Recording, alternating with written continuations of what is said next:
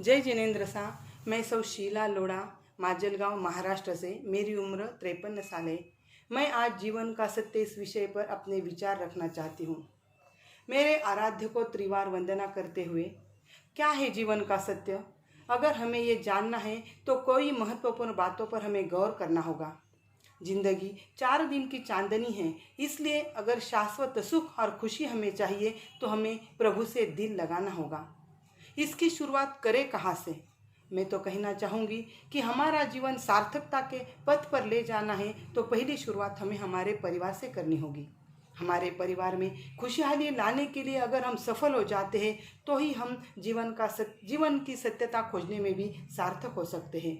हमारे जीवन में अगर सुख, शांति और समाधान लाना है तो हमें इस पंक्ति पर गौर करना होगा। मदर की करो कदर, फादर का करो आदर। मदर की करो कदर, फादर का करो आदर। ब्रदर और सिस्टर, इनसे कभी भी मत लड़ो मिस्टर।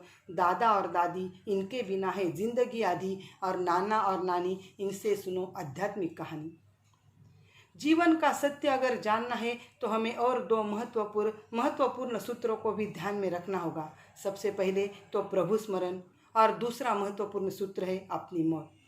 प्रभु स्मरण यानी प्रभु ध्यान अर्थात धर्म ध्यान, क्योंकि हमारे चेतना पर छाए हुए बुरे भावों का आवरण तब जब ध्यान, प्रार्थना और प्रभु स्मरण से ही हटाया जा सकता है। दूसरी पर महत्वपूर्ण बात हमारी मौत। इसे भूलकर हमें कैसे चलेगा साथियों, क्योंकि ये तो कभी भी किसी भी वक्त बिना बुलाए चुपचाप आ जाती है और किसी को खबर तक नहीं देती। हमारा जीवन भर का संग्रह ताश की पत्तों की तरह बिखर जाता है। सारा खेल खत्म हो जाता है। अगर सब कुछ जलकर राख होने वाला ही है तो हम फिर क्यों किसी से लड़ाई झगड़ा, राग द्वेष करें? ऊपर के ये 2 सूत्र हमारे जीवन को सत्यम, शिवम और सुंदरम के नज़दीक पहुंचाने वाले हैं। अगर हम इन्हें विनम्रता के साथ स्वीकार कर लेते हैं तो ये सरलता और सहजता ही हमारे जीवन को संवारने के लिए काफ़ी है। यही जीवन का असली सत्य है। जीवन जीने के लिए धन की आवश्यकता जरूर है, पर धन के लिए जीवन नहीं तो जीवन के लिए धन है। धन के साथ साथ धर्म भी उतना ही जरूरी है, पर दोनों में बहुत फर्क है। धन स्वयं निर्धन है क्योंकि वह मात्र एक साधन है, और धर्म से चिंता बन जाती है चिंतन, और चिंतन बन जाता है आचरण।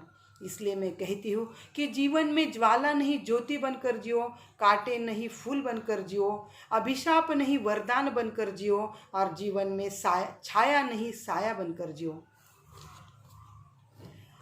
जिंदगी जीने का अधिकार हर एक व्यक्ति को है, पर हम हमारा जीवन कैसे जिए ये तो हमारे ही हाथ में है।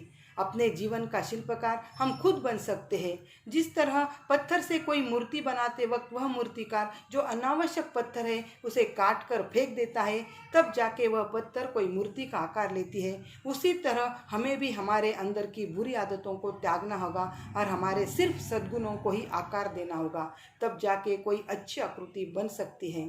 अंत में मैं यही कहना चाहूँगी, जीवन जीवो ऐसा सुंदर, मधुर और मनोहर। जीवन जीवो ऐसा सुंदर, मधुर और मनोहर। याद करे प्रतिपल जिसको, जीवन में वे रह कर। धन्यवाद। जय जिनेंद्र।